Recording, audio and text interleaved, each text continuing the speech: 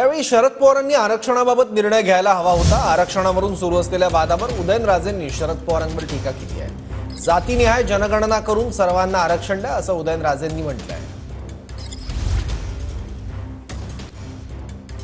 आज जातीमध्ये तेढ निर्माण झाली। शरद पवार साहेब कहतो त्यांनी पाय ठेवलं पाहिजे, त्यांनी सांगायला पाहिजे हे कर एज्युकेशन का केलं। आज मराठा समाजाचा विचार आर्थिकदृष्ट्या इकॉनॉमिकली बॅकवर्ड क्लास म्हणजे कोणी पण ज्ञान कुठल्या जातीचा द्या, मी तर जातपात मानत नाही।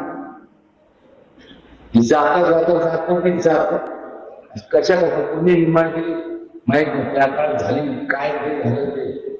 आज त्याचा आवाज घेऊन प्रत्येक जण फक्त व्यक्ती स्वतःपोटी त्याचा वापर करतो आणि तुमचे मटण मिळणार याच्या पलीकडे काय